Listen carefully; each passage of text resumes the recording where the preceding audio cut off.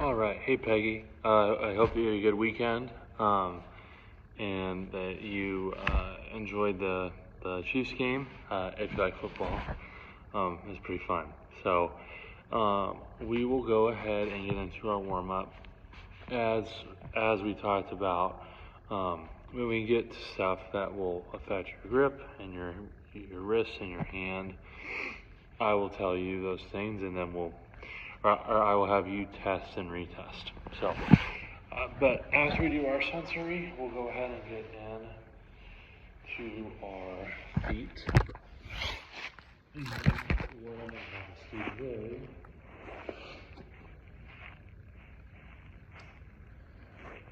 is I'm going to use the compass lunge format and mix up what we're doing. So this time I'm going to have your back foot in that external rotation. So again, no matter where that other leg goes, this foot's staying flat.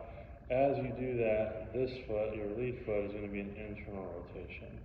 And so again, as we go around the compass, each foot is staying flat on the ground, like that.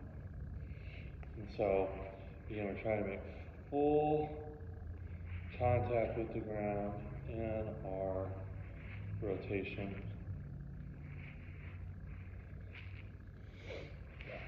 Now switch, so again, external, lead foot's internal. And so this way, maintaining that position with our foot gives us some hip as well.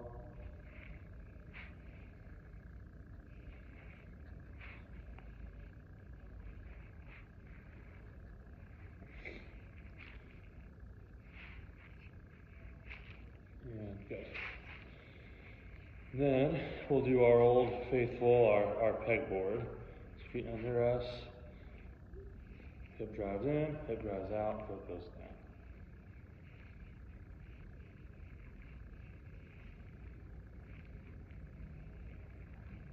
And then for our knees, it's easier, but it's a little bit different. So instead of isolating the knee, either in our compass positions or in flexion, or hip flexion, I'm going to have us do our knees together.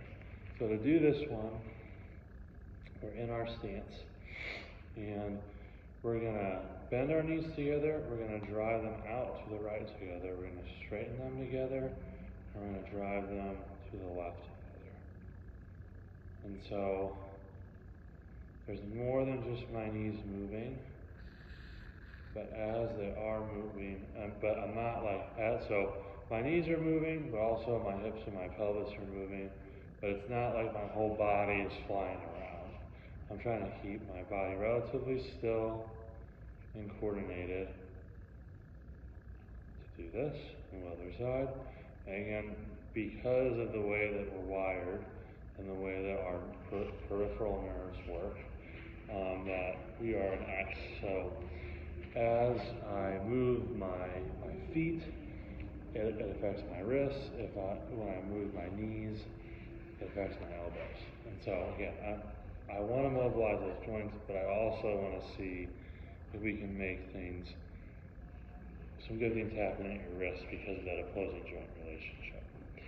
Then I'm going to have you do our pelvic tilts, pelvic circles. So here, the other way.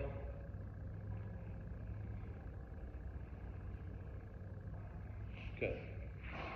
Then we're going to do our lateral glides, which are normal.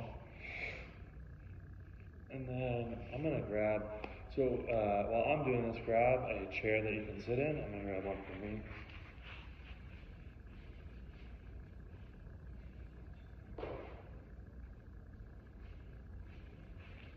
And I'm going to have you do the anterior posterior glides.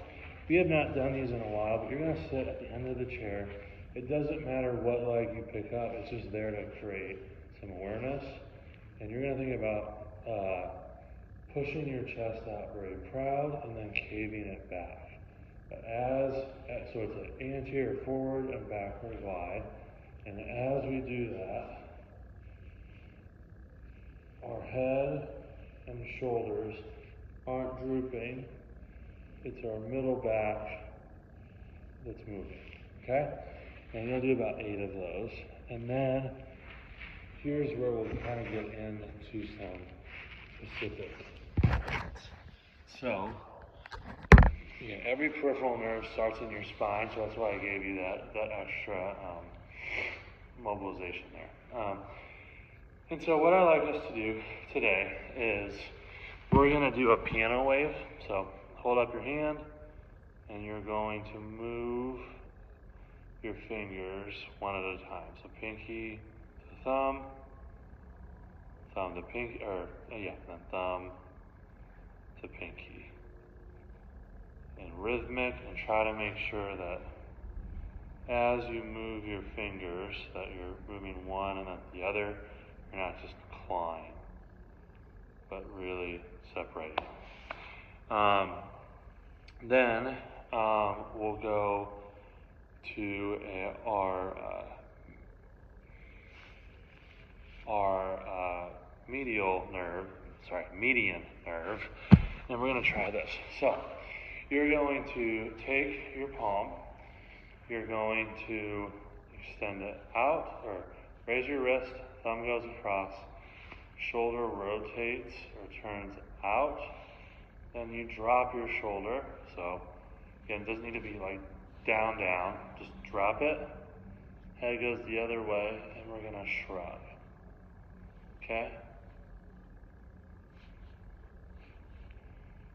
And we'll do about 10 of these. You maintain your rotation and your depression, or that drop in the shoulder as you move it, okay?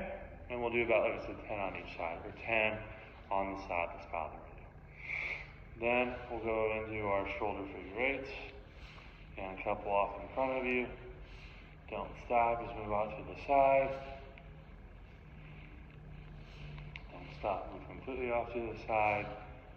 And then we'll do the same thing on the other side. Lots of sides in that sentence. And then I'm gonna have you do your neck glides. So back and forth, the chicken one. So when you poke forward, make sure that your shoulders are still. When you draw back, you're trying to make that big double chin. And then your lateral glide, get your hands here. Keep looking forward, so don't let your head turn.